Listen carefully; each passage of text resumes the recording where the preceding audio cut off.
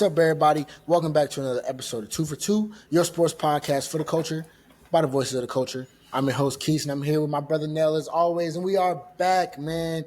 It is season 4, episode 1, and you know what time it is. It's time to get them NFL previews, so let's get it. Nell, my brother, how you doing, man? Feeling good, man. Breathing air. It's good to be back on the pod with you, man. How you been? I've been all right. Can't complain. You know, we here another day.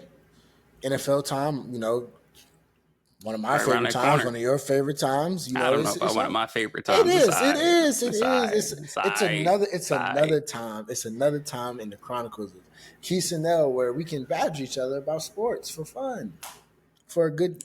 I don't know how long you're gonna be in it this year, you know, but probably I hope not you that bring long. energy. I hope you bring energy. I I'm hope excited. It's a good year. Hope it's a good year for my team and your team alike. That's my true and honest thought, right there for you. Do we play y'all this year? Nope. Good for y'all. Good for us, yeah. Don't need y'all out here just wasting away trying to hurt our players while we up 30. We don't need that kind of stuff on our radar. We trying to play real teams to get us to that pinnacle, man. So What happened last time we played y'all? I don't remember. I don't think those things. I don't remember. We're on to 2025. Got it. 2025, 2026. And with that, man, let's jump right into our divisional previews. We're going to start off with the AFC East and the NFC East. So two of Nell's favorite divisions, flat out. You got his favorite player in one. I don't know about the AFC East. You got his favorite player in one and his favorite team in the other. Not my favorite player, bro. Like, damn. I'm sorry for saying somebody is universally. I'm sorry for predicting correctly that Josh Allen was going to win MVP. I didn't know that makes him my favorite player now. Hey, you've been riding for Josh Allen for a couple of years. It's not new. I mean, we have some people that think he's Jameis Winston level. So, I mean, yeah, I guess it will look like he's my favorite player when I'm defending him against those kind of haters. Who could have said it? Who could have said that? And that was a thought. That who would be tense. You? Past tense. And that wasn't what I said. You took it out of context. I said I didn't take nothing out of context. What is that supposed to mean? I think Jameis Winston's a very talented quarterback. He just throws too many picks. That's all. Josh threw how many picks? I said, bro, this was a year. There was no year where you should have been saying that. I'm sorry, there was no year you should have been saying that. All I said was your guy had to prove it, man. He ain't my MVP, but he got it. You good, cool. You were right. Your best take ever. I'm sorry that I saw the future. That's all. Right. You also saw them making it to the Super Bowl. I did, which didn't happen. So. Okay. With that, man, let's jump right into it, man. We're gonna start with the NFC East because we're talking about Super Bowl champion Philadelphia Eagles are back. What we're gonna do now? We're gonna start off like this. We're gonna go through the NFC East, right? We're gonna go through the AFC East as well. We're gonna go team by team here. All right, we're gonna start off with give me your MVP position group for each team in the NFC East. Starting with the Philadelphia Eagles. Man, with the Eagles, you could really go anywhere. Unfortunately, hate to say it, but you know, obviously you got that man Saquon in the backfield. You bring in AJ Dillon as backup. You know, defensive line is top tier. Linebacking core, you know, you bring back Zach Bond.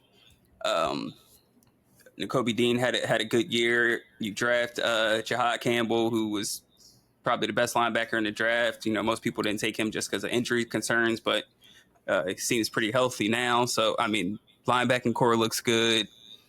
But I still think, you know, the strength of this team, you know, for years, you know, even with, what was the center's name? Kelsey retiring. Offensive line still intact.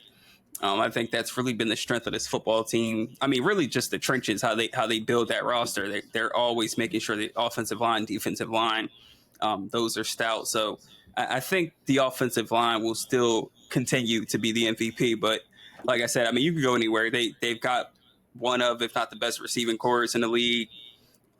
Offensive line is probably going to be best in the league again, if not top 2 to 3. Defensive line, you know, Jalen Carter was a monster last year. Expect him to have another great season. So, they're just a great roster from top to bottom. But I'll say the offensive line is still the MVP for them. Protecting Jalen Hurts, running the football, the tush push, which didn't get banned. So I mean, that's still going to be an effective move for them down in the red zone, 4th and 1. So I'll say the offensive line. Yeah, I agree with you, man, wholeheartedly. I think this. I mean, this is the best roster in football, right? I don't think we'll have a different discussion this year when it comes to it. I mean, I agree with you. Could have really went any way with it, but the offensive line featuring 4 guys that are Pro Bowlers in their career. You know what I'm saying? I don't think they're going to miss a beat, right? Lane Johnson. We know what he is. Cam Jurgens. He replaced Jason Kelsey just fine. Somebody just mentioned. I think the Eagles will still have, they have another great season. And it'll all start and end with that offensive line. So I don't think you can go any other way. When it comes to, their MVP group, even though, like you said, they have a lot of talent just about everywhere. Staying on top of the Eagles, man. What about their most concerning position group? If you had to get real nitpicky here, where might they have some weakness going into the season? Like I said, I don't see much of a weakness. I guess you can maybe. I mean, you look at their secondary. Mitchell and Coop, like they balled out their rookie years, and they're just young. I expect them to continue to ascend. But they did lose. C.J. Gardner-Johnson, who was kind of the dog of their back end. You lost Darius Slay. Like I said, I think they got pretty good replacements to come in and cover that up. But that's, like I said, that if that's just me nitpicking, that would probably be it. I would probably say more concerning than necessarily a position group. I would say offensive coordinator, just because we've seen after, remember the first time they went to the Super Bowl, lost their offensive coordinator, and just in terms of philosophy, the way they ran their offense, things were kind of different, and that that hampered their offense a little bit. It wasn't nearly as good as it was the previous year. So just anytime you get a new play caller, a new philosophy, there's always a possibility. The offense could take a backseat to how good they were last year, but with all the talent that they have, it'd be pretty hard to screw this up as offensive coordinator, but you never know. So, I mean, if that's just me nitpicking, that'd probably be the only thing that would give me worry about the Eagles at this point is, Jalen has gone through a ton of offensive coordinators, early on in his career. Most have worked out, but some haven't. So, we'll see what I forget who their offensive coordinator is now, but we'll see how this works out for them. Yeah, I mean, and hats off to Jalen to that point, to be able to deal with a new offensive coordinator pretty much every year. That's actually something a lot of top teams now in the NFL are going to have to deal with because that's just how the carousel is. Staying on the topic of being nitpicky, looking at their edge rushers, right, the depth that I think that they have. We talked about how good the defensive line is, and we know what Jordan Davis and Jalen Carter are inside.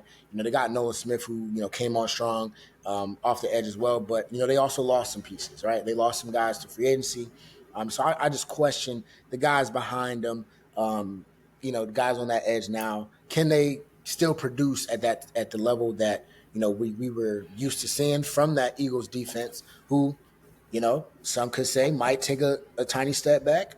Who knows? It could. Small things like losing edge rushers inside, not having depth. One injury to anybody, and it gets the season can take a complete turn. But again, that's just being extremely nitpicky. I think this Eagles roster is built to contend again. And so I wonder. Speaking of Jalen Hurts, right? You talked about new offensive coordinator. So me and you talked about it a few times. Just different people, within the sports world, giving their opinions on Jalen Hurts, right? Is he a top 10 quarterback? Is he a top 5 quarterback? Is he better all time than Cam Newton? That's the latest one, right? But at the end of the day, he's won a Super Bowl, right? He's produced.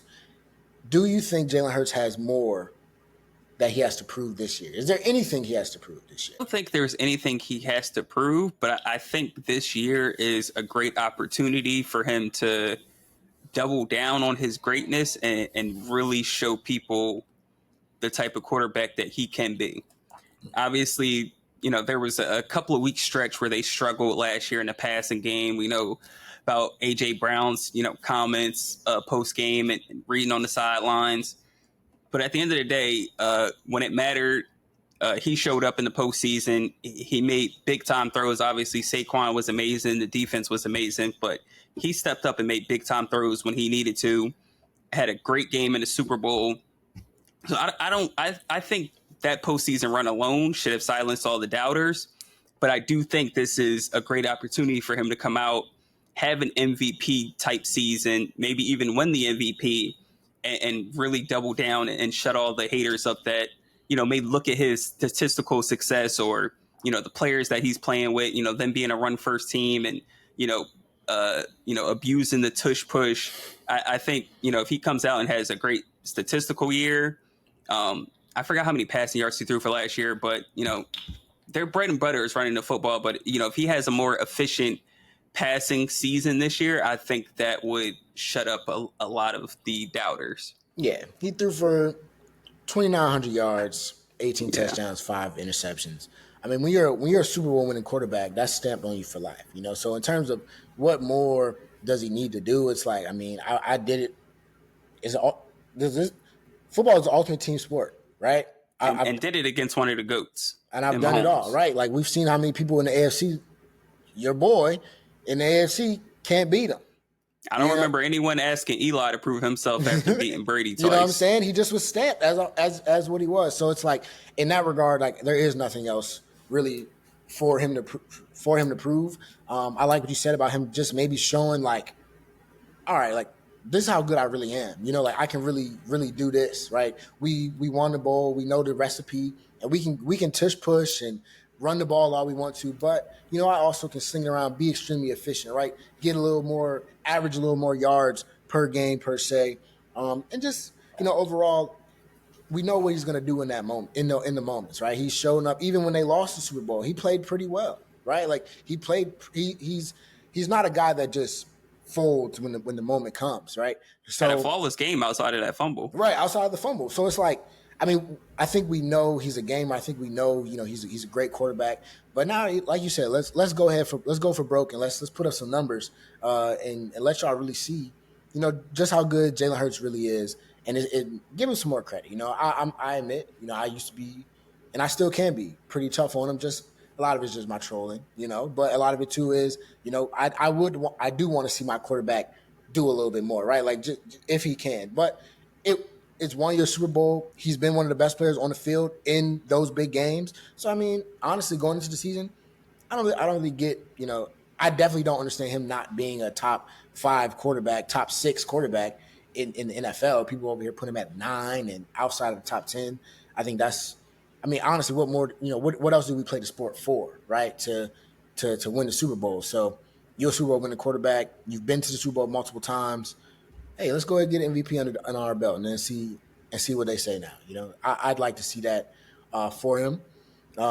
Staying on top of the Eagles, man. Saquon Barkley, he had the best season we've seen in a long time, right? Elite running back, elite production. Do you think coming back again, similar deal with Jalen Hurts? Do you think coming back that he has a chance to repeat, his success, or he's just going to kind of be where he is or a little bit less? Or do you see him really doing more this upcoming season? I would be shocked if he eclipsed his stats from last year just because just the workload that he had last year, 436 carries, that tied DeMarco Murray for like the heaviest workload since 2000. So I'll be shocked if he can repeat that success. Obviously, running back is it's a grueling position, and we saw what happened to DeMarco Murray after that 436 carry season. So that's why I think it's good that they did get AJ Dillon as a backup. I think they do have to spare him a bit this season. And, with already winning the Super Bowl, you got a stacked roster. I don't think he needs that kind of workload. I think, once it got to a certain point where he was, closing in on the record and, he was having the kind of games that he was having, I think it was more of an emphasis to get him the football and, have him running the ball. And obviously he was having a fantastic year. But I think I think they will do this. I think they're going to dial it back a bit this year. I don't think you'll see nearly as many carries or touches as he had last year. And I think that'll bode well for them, in January and February, to have him as fresh as possible. Yeah, it has to happen, right? Yeah, so it might be like a 1,500 yard type season. I don't think he'll. I mean, if he does, get 1,800 to 2,000 again, I mean, that just speaks to his greatness. But yeah, you don't see a lot of running backs come back from a workload like that. Yeah, it's just not necessary. I think it kind of plays into what I said about Jalen Hurts and his development, right? Taking another step, passing the ball, being more involved in the game. I think that'll help. Saquon will help in that area, and I think he deserves a little break. I like A.J. Dillon. I mean, he's always hurt. But, you would hope that gives them somebody that you can rely on.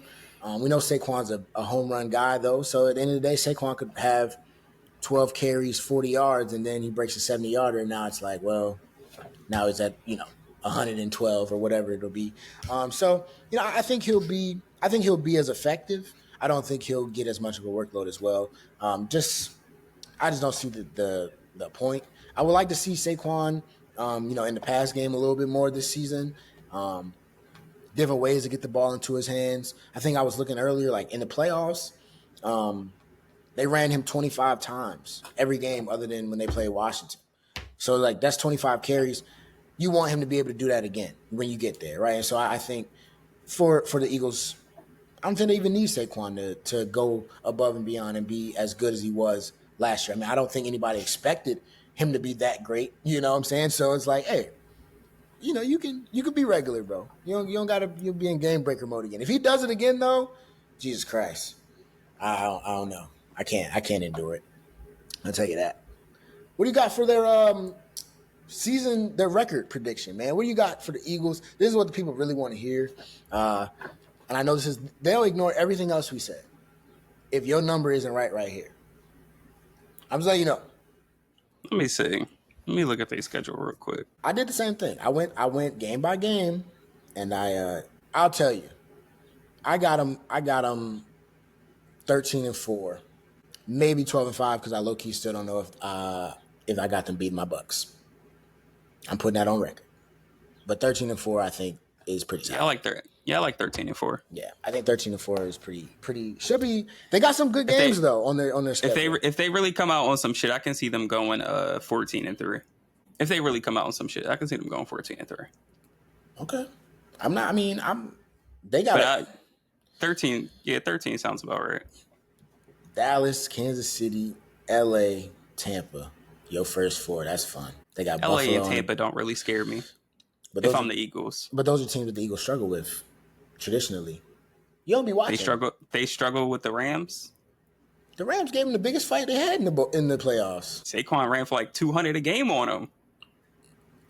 We know they don't beat the Bucks. And the only reason they was probably in that game was because it was snowing. Hey, I'm just saying.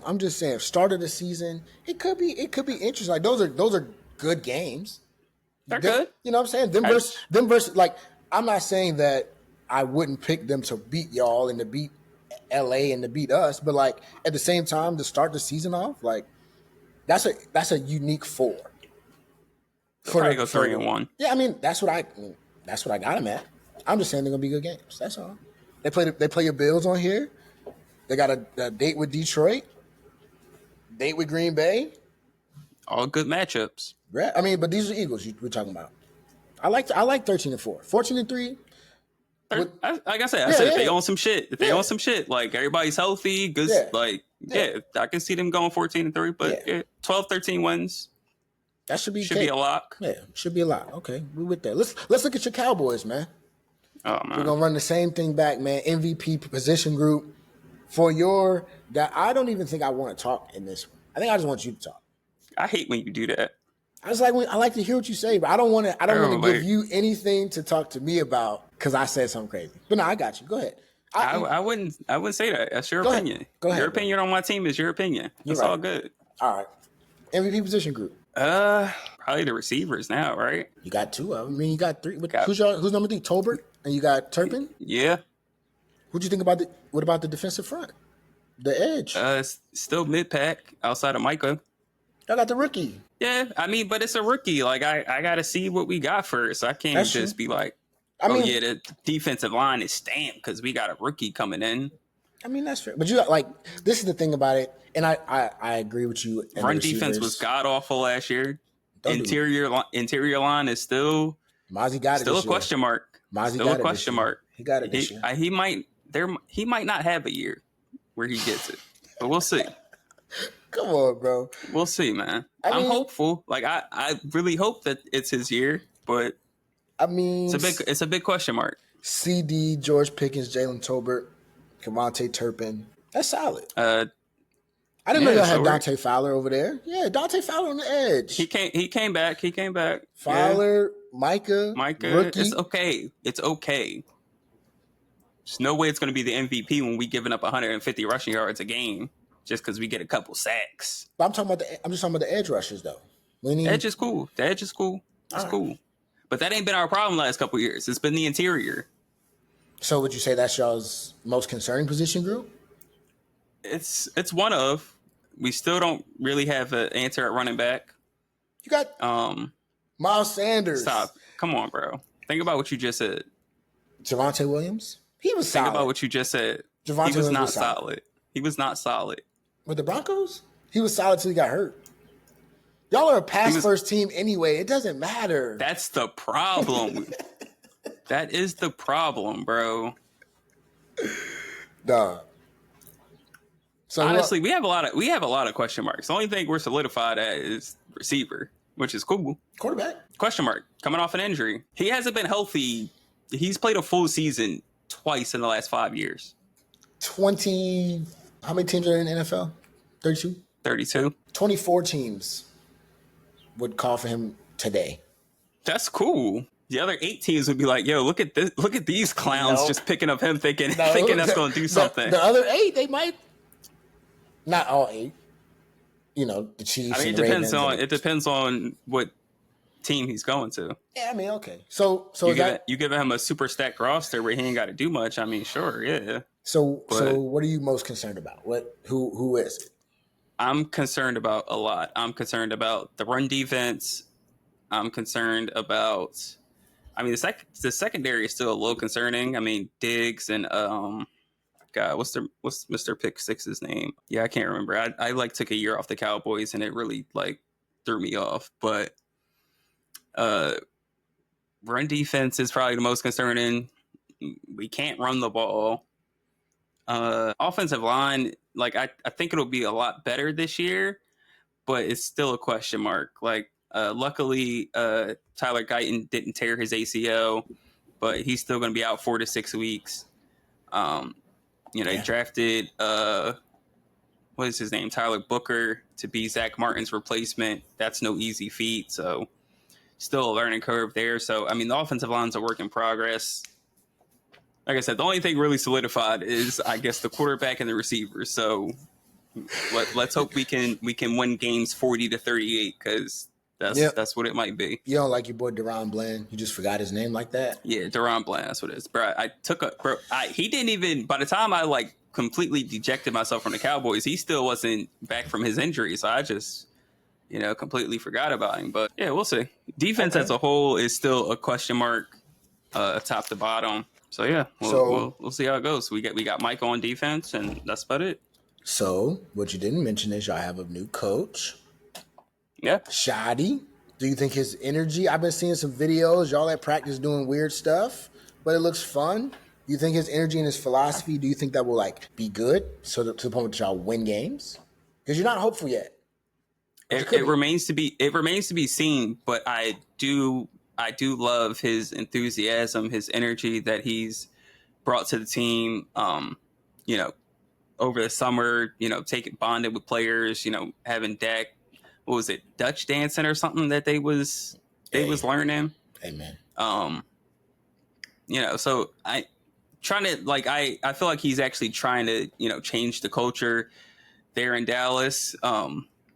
It's never going to be easy when Jerry's, over your shoulder, just saying absolute nonsense anything. week after week after week. Like I truly think like he might be like kind of losing his mind. Like, when people like, I don't know how old Jerry is. Like he's got to be in his 80s, right? How old is Jerry Jones? Yeah, he's 82 years old. So like his brain just isn't operating at peak levels right now, and it's just led him to come out and say some really confusing things, to the media and on his radio show. So, but other than that, like I said, when Shotty got hired, everyone clowned it so much that I just felt like it might end up being a solid hire. And I mean, so far I'm impressed. So, we'll see how it goes. I don't think he's, going to change life for us and, make us some contenders overnight. But I'm excited to see, what he implements, especially offensively, since he'll be calling plays. Been about 5 years since he called plays. They say he loves to run the football, loves to throw a bunch of different formations at you. So I'm just excited to see how the offense runs. But whether or not it translates to wins, we shall see. I mean, the renewed energy is good, right? It's a good start. You talked about Micah. Well, you didn't talk about Mike. You talked about Jerry, who's made comments involving Micah Parsons, y'all's best player. Pay that man. Do you think the current contract situation, Micah's been on record speaking about it. I think Diggs has spoken about it. How do you think that will impact you all this season? Honestly, I don't think it's going to be too much of a problem. I mean, honestly, the fact that Micah is showing up to practice kind of tells me that, I mean, obviously he wants his money and deserves his money, but I think he is putting football first. So that gives me, hope that it won't, hopefully a deal gets done before the season starts. But if it doesn't, hopefully it's not something that is a huge distraction over the season. If a deal doesn't get done, the only thing about that is, it's going to be constant media questions. God forbid he has, a bad game or he gets hurt. The end is near. Yeah, so I just hope that they can get it done soon. But the fact that he's showing up to practice and, not holding out gives me a little hope that it won't be something that lingers over the entire season, at least. I feel like Jerry will get back into a corner and he'll pay him. I mean, he always does, but that's why he's just like... So why are you playing hardball for so long? Like, come on. That's why I don't understand. So, win-loss prediction? The guy that was known for years of just overpaying his guys. Now he's learning from his mistakes. Wants to be stingy. Man, he learns from his mistakes with the wrong people. Right. That's not the guy you need to do it with. He needs to be a cowboy for life. That's y'all's problem. Y'all be doing the wrong things. What did you have for y'all's record, man? I see you over there calculating. I think you'll like what I had. I got 10-7 at best, but I'm gonna go 9-8 on the safe side. I also went 10-7. I gave y'all 10. I could also very well see y'all going 8-9. So, hey, it's certainly possible with us, yo. We will definitely throw away a couple of those games that we probably should win. Yeah, that's always got to account for those. Man, you remember the beginning of last year, dog? What a time. Well, when I predicted exactly how our season would go. Yeah, bro. It was just funny. Because y'all started off so well. Sort of. Did we? Sort of. Y'all put up a lot of points. What up on points? We just started off 1-0. You got a lot of points. I think we lost 48-14 to the Saints in week 2. That's when everybody thought the Saints were good. That told me everything I needed to know. That told me everything I needed to know right there. Oh, man, what a year. We'll see, man. 10-7 sounds good. That's a playoff berth, maybe. Possibly. What do you think about the Cinderellas of last year, man? The Washington Commanders, MVP position group, going into 2025-2026 for the commies. Trump said change the name back. Yeah, that was insane. But I'm gonna say obviously the best player on the team is Jaden Daniels. But I think their linebacking core has, especially defensively, is like the MVP of that defense. Bobby Wagner is 34 years old or something. He had a terrific year last year. I forget who their other linebacker is, but that's pretty much their only saving grace. Defensively, secondary is still a question mark. Defensive line was atrocious. They were atrocious against the run last year, so both of those units need to step up. But the linebacking core is intact, and I think it'll be solid again this year. They just added Von Miller as well. Yeah, I did see that. That should definitely help them. But he's can't rely on him. He's not an every down pass rusher anymore, but he can definitely still help out. Yeah, I mean, if he's healthy. Their linebacking core is good. Frankie Louvu, I think, is the other name you was thinking about. I think, to me, one of the MVP position groups outside of, obviously JD5, could also be a big question mark. And it's that wide receiver room, right? With Terry McLaurin and what they got going on there, if he's available, you got him and what is said to be an inspired Deebo Samuel. They got Luke McCaffrey, who they like. They got a rookie that they like as well over there. I've been seeing him all on my Twitter. Can't remember his name as I speak about it. And I think that could be helpful. Right? I think at the very least, Terry and Deebo, that's a weapon that they didn't have last year when Jaden burst onto the scene. I mean, Cliff Kingsbury, we saw what he's done as offensive coordinator over there. So I think adding, Deebo Samuel to that mix makes that wide receiver core, something that could be a big, big, big plus for them. But of course, there's an obvious question mark, surrounding it with the Terry McLaurin situation. How do you feel looking at what was going on right now with that? Do you think they're gonna bring him back? Do you think they'll get it done? I mean, they need to. Yeah. I guess if they want to compete this year, they will certainly need to. I think in most cases, I mean, guys, if they can back it up with the talent, they usually end up getting their money at some point. Play hardball long enough, they'll get the contract that they want. So I think Terry will get paid eventually because the Commanders will need him. Yeah, I think he's saw a stat. He had like the most contested catches since 2020. So he's certainly a big weapon for that offense, and is probably only going to see more, one-on-one coverage with Deebo now there. Yeah, so exactly. That'll free him up to, maybe every catch doesn't have to be contested. Oh, okay. I like that. See, get that man his money. I see he showed up, right? He's on the physically unable to perform list, aka I'm not doing nothing until y'all give me my money list. As long as Diggs ain't out there covering him, really good receiver. Yeah, hopefully Diggs can do that this year, man. That'd be nice. What about their most concerning group? You talked a little about that run D last year was leaky. Yeah, I'm torn. I think they've made enough improvements on the offensive line. Got to see if Tunsil. Yeah, they got Tunsil, which would be nice. But Sam Cosmi, I think he's out for the year. Is he out for the year? Mm-hmm. Or is out for the year? I know he was recovering from an ACL. Didn't know if he was going to miss the whole season or not. I think he's out. I think I saw that earlier. Maybe not. Oh, he's on the PUP list, so maybe he'll be back. Yeah, if he can get after back, a few weeks. They got Tunsil. Offensive line should be better. Defensive line still remain to be seen. Deron Payne's gotta have a really good year. They lost Dante Fowler. That was their sack leader.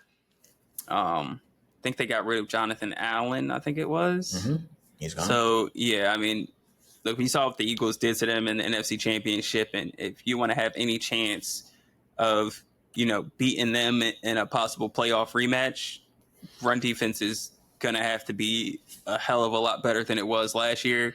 And I don't know if they did enough to cover up that glaring hole in the middle of their interior line. So we'll see.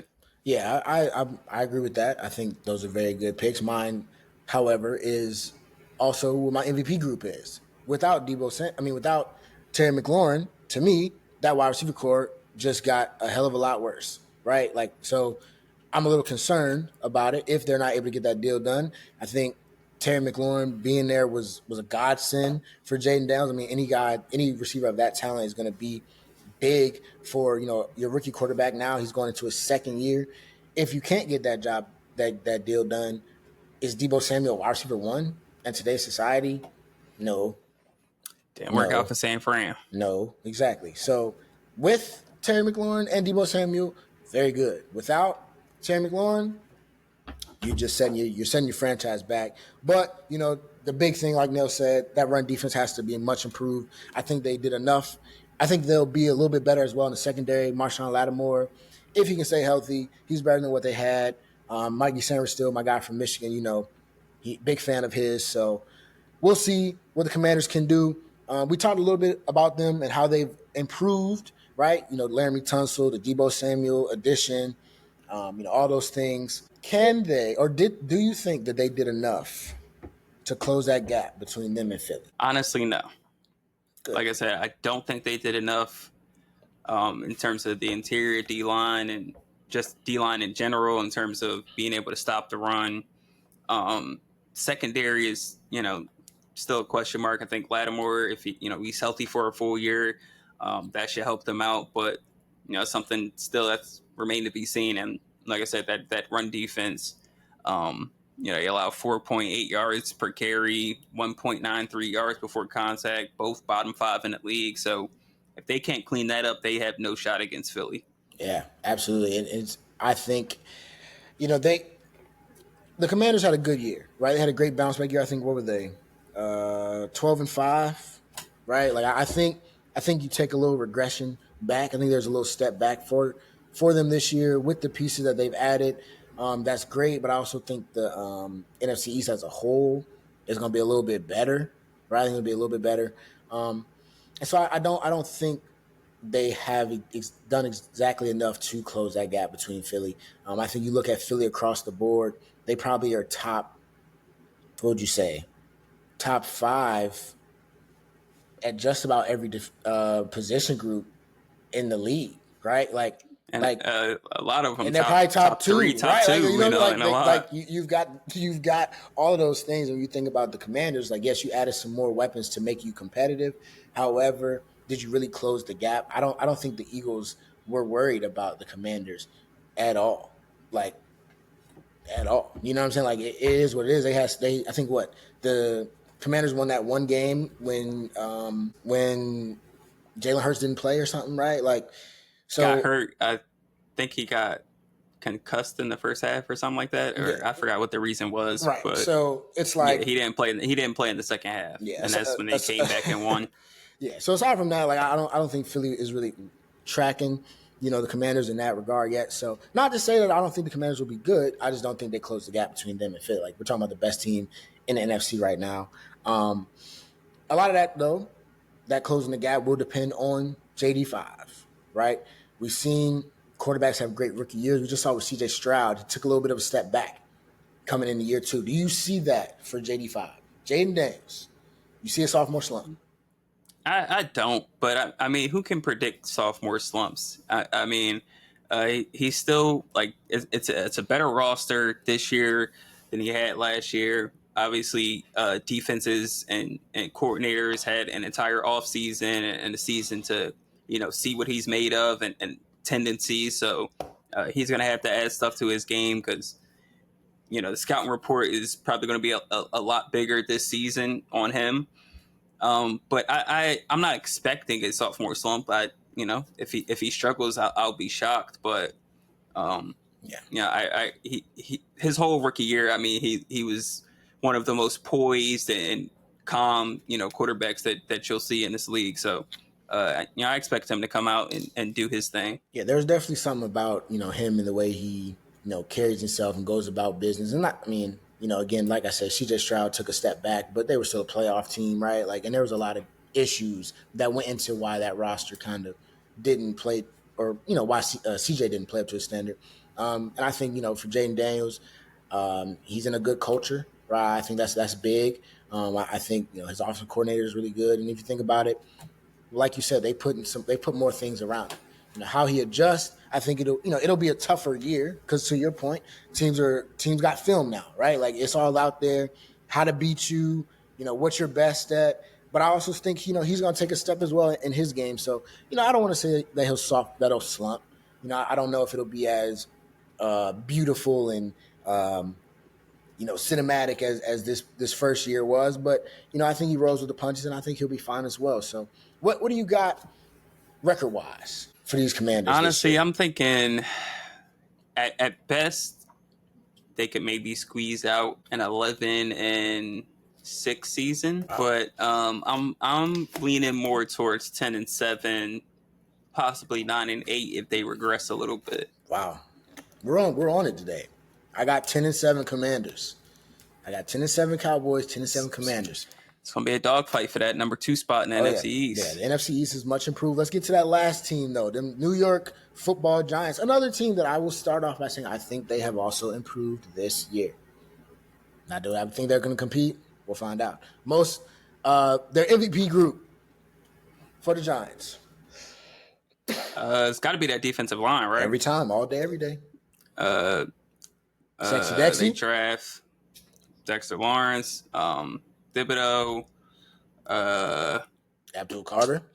Mm-hmm. Thank you. Yep, drafted him. Don't excited to see. They still got Brian Burns? I believe they do. Yeah, I think they do. Yeah, that's crazy. Yeah. That is crazy. Yeah, it definitely might be one of the best D lines in all of football. Yeah, that's definitely going to be their saving grace. Too bad they're just like pretty terrible everywhere else. Come on, man. They got a little better.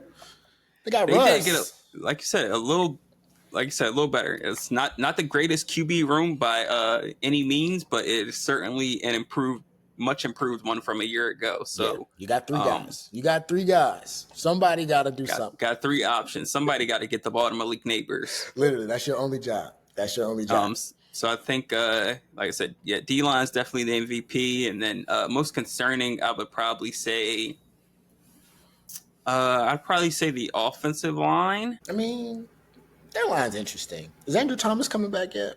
What's he looking like? I don't think he is. Is expected to be active for the regular season opener. Oh, okay. So they got 1 player. Cool.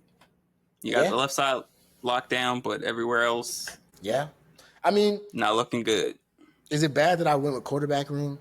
Only because the question most concerning? Concerned because you got 3 guys.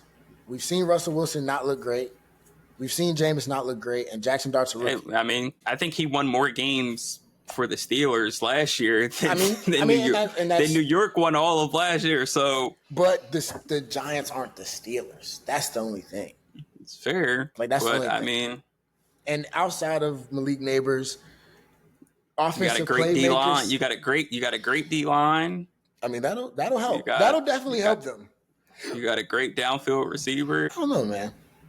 I don't know. Let's see. What do we? Not much of a run game. Do you think Russ? You got a quarterback waiting behind you. Might as well be the Steelers. Hey, yo, that's targeted. It ain't got nothing to do with me. It ain't got nothing. Do you think Russ will start the entire season, or do you see Dart or Jameis taking over at some point? I think if Russ, like early on, let's say first 8 weeks. Let's say he's really struggling the first 8 weeks of the season, 1-7, 2-6 type deal. I could see them pulling the plug and being like, hey, let's try to get our young guy in here and see what he has. I mean, the way the NFL, works these days, how often do we really see, rookie first round quarterbacks not play their entire first season?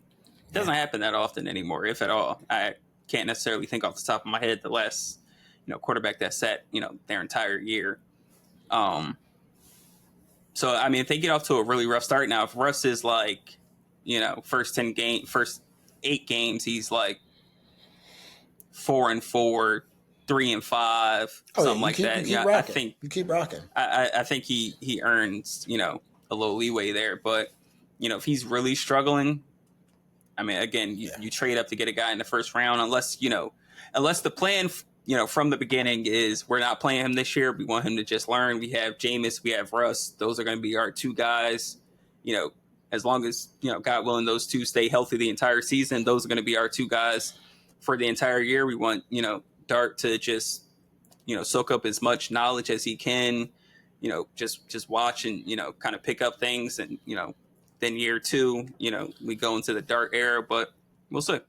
It's an interesting dynamic, man, because like you said, it's not just Russ, but there's also Jameis, who's like a career backup, like for the rest of his career, unfortunately, right? For my guy.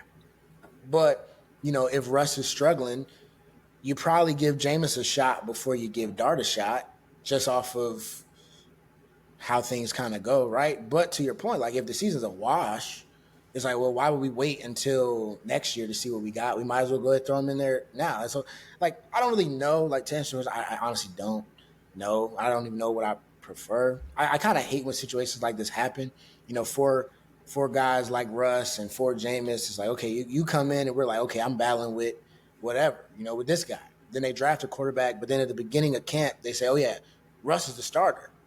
It's like, well, you signed a guy and drafted a guy in the first round. You know what I'm saying? So it's like, what's really going on? So I don't know. It kind of sucks. And I hate when teams put themselves in that situation, because the reason why I had, the Giants in my, my most concerning group, or the quarterbacks is my most concerning group, is like, what is those saying? Like if you got two quarterbacks, you don't got one or something like that. Like you can't play three guys. And at the end of the day, if the decision gets tough, you're in a really bad situation. Because if I didn't trust number two to start over number one, and then what number one looks like this, what's number two going to look like? Oh, number two looks bad too. What's number three going to look like? Then it's like, well, let's say you throw Dart in there week 12, and he has a crazy 5 games. Why the hell didn't he play all season? Now you're still in trouble. So not a fun situation for the Giants. But hey, who knows, man? Hopefully Russ can start all season and the Giants can be competitive in this NFC East. You got Malik Neighbors, right? A guy who I think is emerging. Where do we have him as a receiver? Do you think this year he enters the top 5 conversation? I ain't gonna lie. The way he started off last year, I thought he was already going to enter those combos already. But let's see. You got Chase, you got Jefferson, AJ Brown, CD Lamb. Give me another top 5 name. I could see him being pushed out, but yeah, definitely got to have him in there. Amon-Ra? Yeah, how you feel about Puka? Puka? Like, is he better than, like, I mean, but the thing about it is, like, what he does on the field is, like, I mean, he has the talent to be top 5 this year, and I don't think it.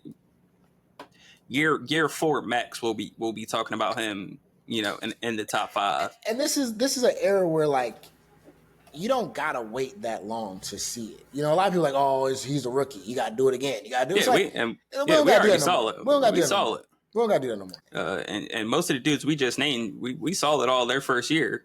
Jefferson, Chase, we saw that all year 1. So I mean, he definitely has the talent.